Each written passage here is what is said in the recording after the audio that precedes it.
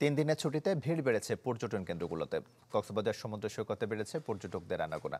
এ বিষয়ে আরো খবর জানাতে সেখান থেকে সরাসরি যুক্ত হচ্ছে নাজিব নিহাদ। নিহাদ,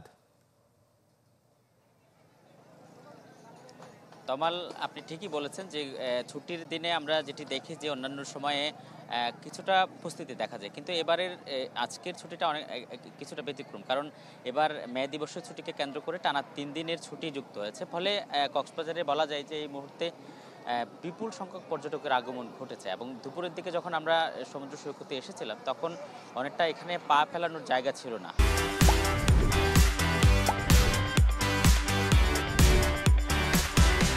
হাজার হাজার মানুষের উপস্থিতিতে অনেকটাই এখনো পর্যন্ত মুখর রয়েছে এবং সন্ধ্যার পরে সেটি আরও বেড়ে যেতে পারে। অর্থাৎ 24 ঘন্টায় এই সমুদ্র সৈকতে পর্যটকের ভিড় লেগেই থাকবে। এবং যেটি বলা হচ্ছে যে হোটেল মোটেল গেস্ট হাউস মালিক সমিতির পক্ষ থেকে বলা হচ্ছে, টানা 3 দিনের ছুটি উপলক্ষে গতকাল থেকেই মূলত পর্যটকের উপস্থিতি বেড়েছে এবং আগামীকালও এটি থাকতে পারে এবং এরপর রোববার থেকে কিছুটা কমে যেতে পারে। তবে তারা যেটি বলছেন, এখন অফ সিজন, এই অফ সিজনের মধ্যেও এবং তপ্ত রোদ, প্রচণ্ড গরম, এই গরমের মধ্যেও পর্যটকের এমন উপস্থিতি তাদেরকে অনেক বেশি উজ্জীবিত করেছে। এবং তারা যেটি বলছেন যে এই চলতি মৌসুমে রাজনৈতিক কোনো কর্মকাণ্ড ঠিক ওভাবে না থাকার কারণে এবং এখানে রাজনৈতিক কোনো অস্থিতিশীল পরিবেশ না থাকার কারণে খুব ভালো ব্যবসা হয়েছে তাদের। এবং অফ সিজনে এসেও সে একই অবস্থা, তারা একই ধরনের ব্যবসার মুখোমুখি হচ্ছেন এবং তারা বেশ খুশি। তারা যেটি বলছেন যে এই অবস্থা বজায় থাকলে অতীতের যে সংকট সময় তারা পার করেছে সেটি কাটিয়ে উঠতে তাদের বেশি সময় লাগবে না। এবং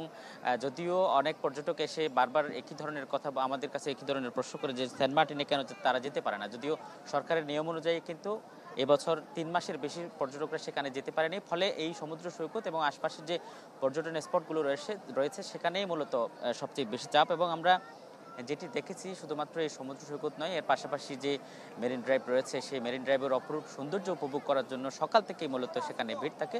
বিশেষ করে দুপুরের পর থেকে সেই ভিড় আরও বেশি লক্ষ্য করা যায়। সেখানে অনেকটা যানজট লেগে যায় পর্যটকের উপস্থিতির কারণে। তারপরেও সেখানকার নানা দুর্ভোগ পোহানোর পরেও সেখানকার যে অপরূপ সৌন্দর্য সেটি উপভোগ করে তারা প্রচণ্ড রকমের শান্তি পায়। ফলে তারা বারবারই ছুটে আসেন দেশের নানা জায়গা থেকে। একদিনের ছুটি পেলেও অনেকেই কক্সবাজারে ছুটে আসেন। এবং আমরা যেটি দেখেছি যে শুধুমাত্র সমুদ্র সৈকত, মেরিন ড্রাইভ বা অন্যান্য স্পট নয়, এর পাশাপাশি রামু এবং অন্যান্য যে পর্যটন স্পটগুলো রয়েছে সেখানেও বিপুল সংখ্যক পর্যটকের উপস্থিতি লক্ষ্য করা যাচ্ছে। তাদের ভ্রমণ নিরাপদ করার জন্য ইতিমধ্যে জেলা প্রশাসন এবং টুরিস্ট পুলিশের পক্ষ থেকে নানা ধরনের পদক্ষেপ নেওয়া হয়েছে। ফলে গতকাল এবং আজকে এখন পর্যন্ত কোনো ধরনের বিশৃঙ্খল কোনো ঘটনার তথ্য আমাদের কাছে আসেনি এবং কোনো ধরনের ঘটনা ঘটেনি বলে ইতিমধ্যে টুরিস্ট পুলিশের পক্ষ থেকে দাবি করা হচ্ছে। তমাল। নিহাদ, আপনাকে ধন্যবাদ। কক্সবাজার থেকে আমাদের সঙ্গে যুক্ত হয়েছিলেন আজিম নিহাদ।